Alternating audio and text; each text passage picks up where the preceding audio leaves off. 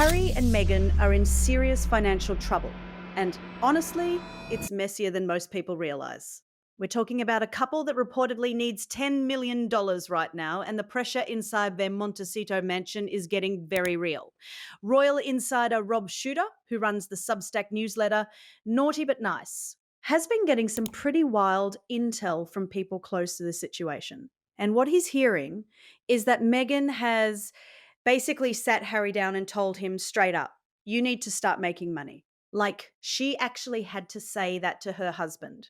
That's where they are. So here's the breakdown of what's happening financially. Their mortgage alone on that Montecito mansion is around $500,000.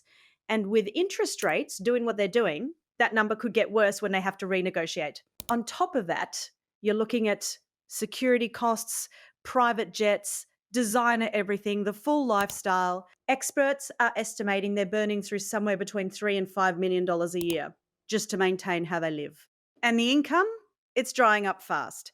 Meghan has been carrying most of the weight here. She's the one waking up at 4 in the morning sending emails to staff. She's the one driving the business deals. She's the one thinking 3 steps ahead. According to Rob Shuter's sources, Meghan is genuinely tired of feeling like the only one focused on keeping money coming in. And honestly, looking at everything from the outside, that tracks. She launched her lifestyle brand as ever. She had her podcast. She's been hustling. Is it all working?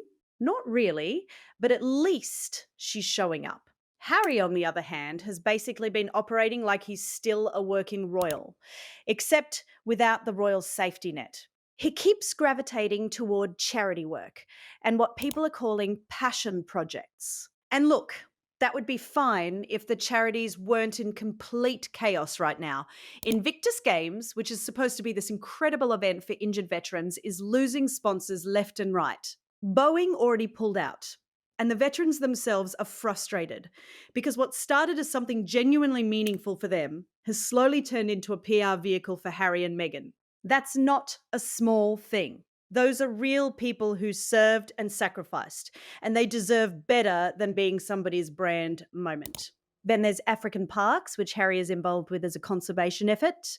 Except now there are serious accusations coming out about that organisation abusing local tribes in Africa. There are advocacy groups literally begging Harry to step down from his role there, and he's not moving. That stubbornness is costing him both in reputation and in the relationships he needs to actually make money. And let's not forget Archewell Foundation. They've gone through so many name changes, it's hard to keep up. And at this point, it's operating with a skeleton crew. Most of the staff is gone. It's basically just a logo at this point. And then there's the speaking circuit situation, which is honestly one of the most revealing things about where Harry is right now. He was commanding $1 million per speech not that long ago. $1 million for showing up and telling stories about his life, which genuinely is a fascinating life full of things people actually want to hear about. He had real material, losing his mother at 12 years old, growing up inside one of the most watched families on earth, the weight of duty and identity and all of that. Those are real, compelling things to talk about. But instead of delivering something that made people feel like they got their money's worth, the speeches apparently became more about complaints, about the media, about the royal family, about how hard everything was. And the companies that paid $1 million for a speaker did not get what they expected. Word travels fast in those corporate circles. So the rate dropped, and it kept dropping. Now, Harry is doing speaking engagements for around $50,000. That's a 95% drop from where he was. That is not a rough patch. That is a collapse. The inheritance situation is also worth talking about because it used to feel like a cushion. Harry got a chunk from Princess Diana's estate, and there was also money that came to him from the Queen Mother when he turned 30. He reportedly got around $20 million from his memoir Spare, but that was a few years ago now, and when you're spending what they're spending, that cushion gets thin faster than people expect. Rob Shuter's sources are saying that inheritance is running low. And that's a major reason why the tension inside the marriage has escalated to the point where Meghan felt she had to have a direct conversation with Harry about money. And that conversation reportedly was not gentle. Meghan told Harry he needs to step up. She's driving the business, she's managing the brand, She's thinking about what comes next, and she does not want to be doing all of that alone forever. Reply continue for part two. The source that spoke to Rob Shooter put it pretty bluntly. Meghan didn't sign up to carry the financial burden forever. She wants a partner who actually shares the responsibility and helps figure out what the next chapter looks like. Not just someone who shows up for the photo, but lets her handle everything behind the scenes. And honestly, that's a fair thing to want from your spouse. The problem is, Harry's whole life before Meghan was built on a system where money just existed. It was always there. Bills weren't something he thought about. Appointments, tabs, budgets, none of that was his world. He had staff for everything from the moment he was born: chefs, butlers, cleaners, gardeners, people to press his clothes. That's not an exaggeration, that's just literally how royals live. So when Meghan is sitting there crunching numbers and stressing about the mortgage, Harry genuinely doesn't have the same instinct to panic that she does. He's never had to. And that gap between them is becoming a real problem because Meghan grew up understanding what it means to work for things. She built a career from scratch. She knows what it feels like to have bills and to figure out how to pay them. Harry has never experienced any version of that. So when Meghan's stressed about money, Harry's probably sitting there thinking it'll work out somehow, because in his entire life, it always did. Except now it's different. The royal family isn't backing them. The commercial world is cooling on them and somehow is not a financial strategy. Now, here's something worth pointing out about Meghan's spending, because this is a two-sided thing.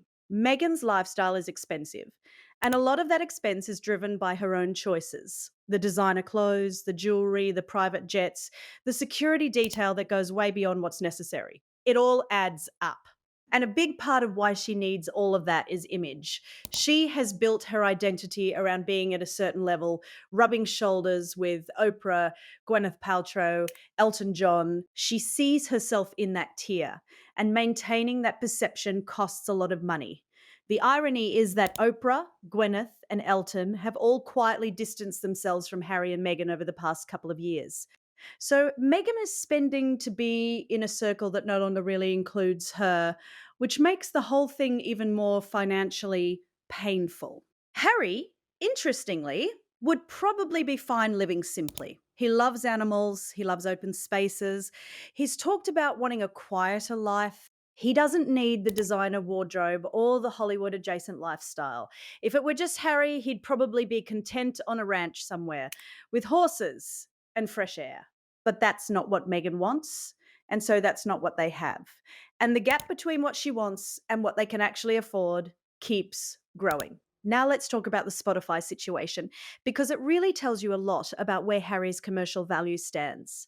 When Harry and Meghan signed with Spotify, it was a massive deal.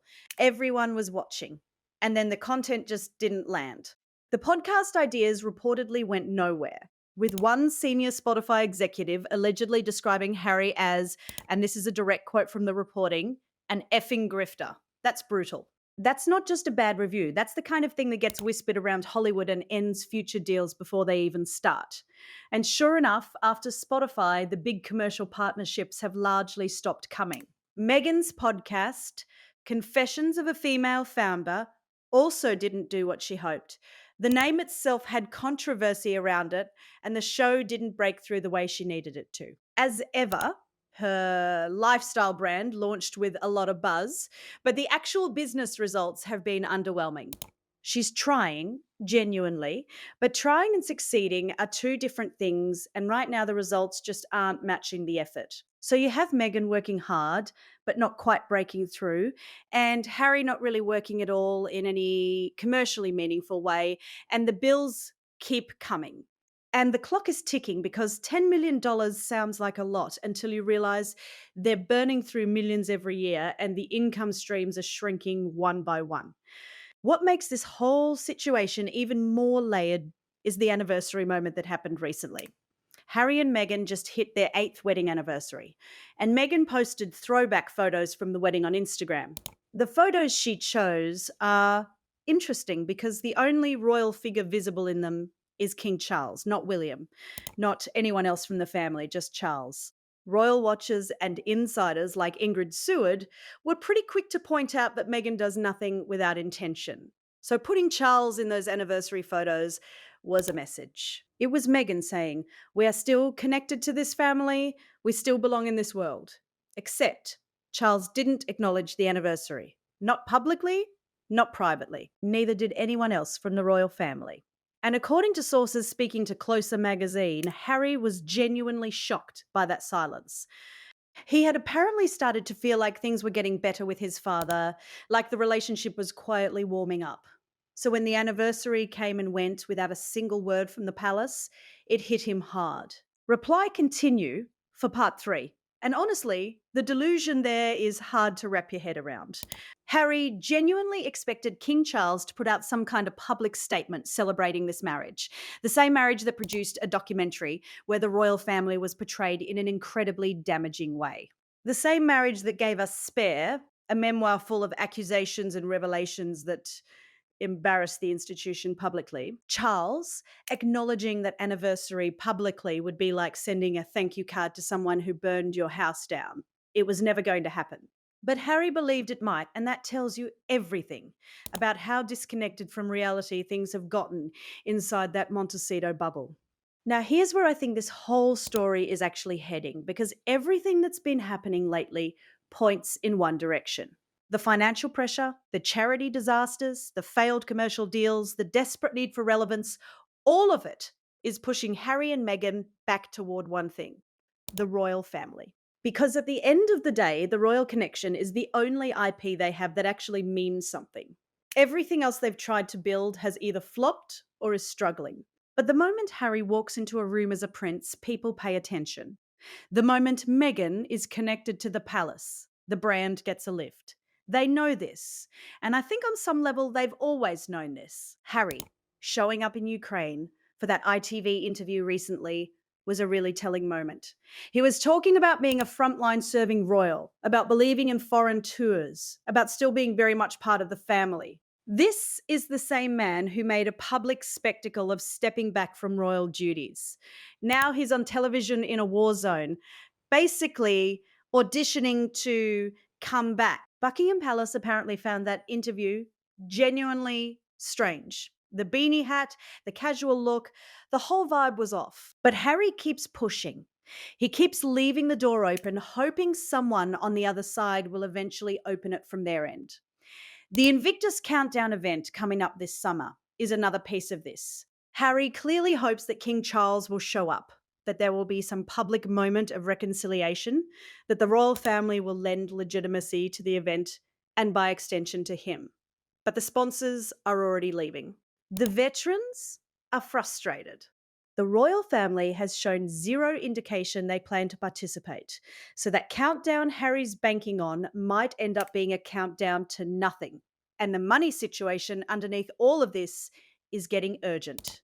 Because even with whatever savings remain from the Diana inheritance, from the Queen Mother's money, from the spare advance, you cannot sustain a $3 to $5 million a year lifestyle indefinitely without serious income coming in.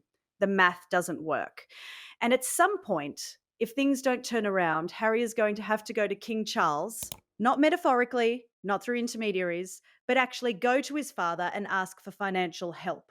And Charles can't exactly let his son and grandchildren end up in a genuinely dire situation. But that conversation, if it happens, comes with conditions. And those conditions probably look a lot like humility, accountability, and a very different public posture than what Harry and Meghan have been putting out for the last few years. What I keep coming back to is how unnecessary all of this was.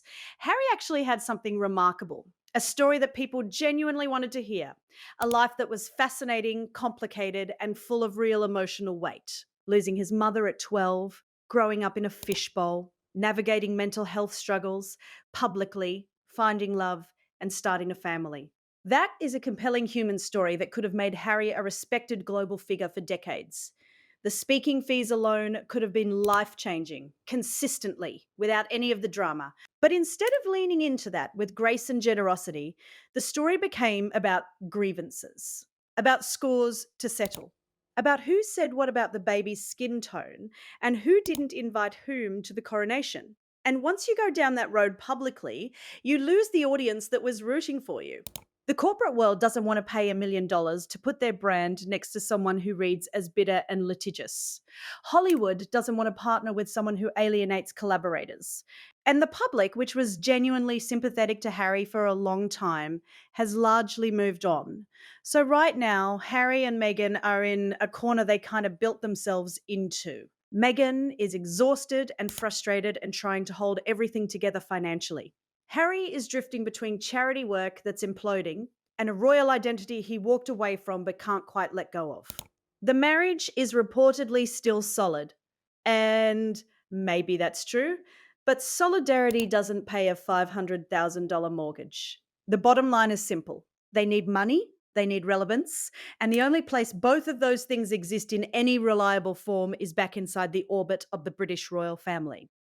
Everything else they've tried has shown its limits. And until either Harry finds a way to genuinely contribute commercially, or they make peace with living smaller, or the palace opens that door again, the financial pressure inside that Montecito